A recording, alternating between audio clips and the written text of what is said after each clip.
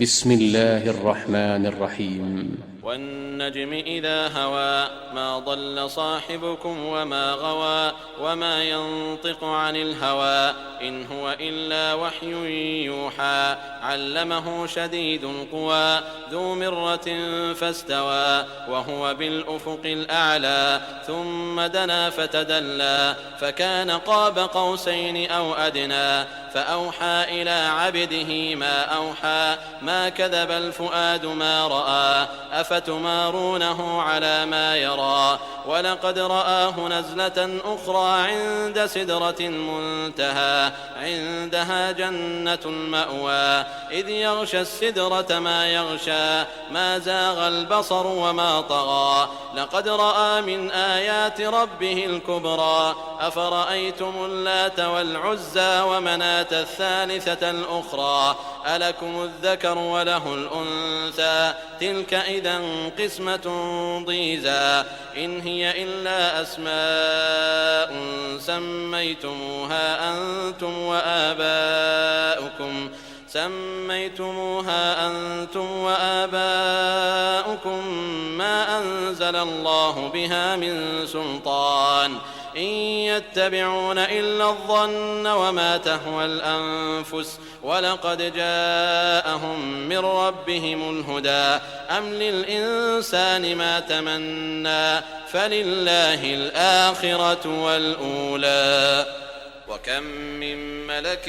في السماوات لا تغني شفاعتهم شيئا إلا من بعد أن يأذن الله لمن يشاء ويرضى إن الذين لا يؤمنون بالآخرة ليسمون الملائكة تسمية الأنثى وما لهم به من علم إن يتبعون إلا الظن وإن الظن لا يغني من الحق شيئا فأعرض عمن تولى عن ذكرنا ولم يرد إلا الحياة الدنيا ذلك مبلغهم من العلم إن ربك هو أعلم بمن ضل عن سبيله وهو أعلم بمن اهتدى ولله ما في السماوات وما في الأرض ليجزي الذين أساءوا بما عملوا ويجزي الذين أحسنوا بالحسنى الذين يجتنبون كبائر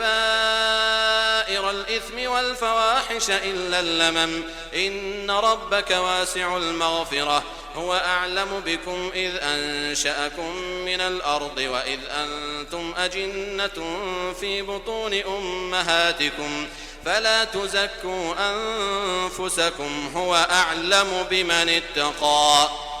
أفرأيت الذي تولى وأعطى قليلا وأكدى أعنده علم الغيب فهو يرى أم لم ينبأ بما في صحف موسى وإبراهيم الذي وفى ألا تزر وازرة وزر أخرى وأن ليس للإنسان إلا ما سعى وأن سعيه سوف يرى ثم يجزاه الجزاء الأوفى وأن إلى ربك المنتهى وأنه هو أضحك وأبكى وأنه هو أمات وأحيا وأنه خلق الزوجين الذكر والأنثى من نطفة إذا تمنى وأن عليه النشأة الأخرى وأنه هو أغنى وأقنى وأنه هو رب الشعرى وأنه أهلك عادا الأولى وثمود فما أبقى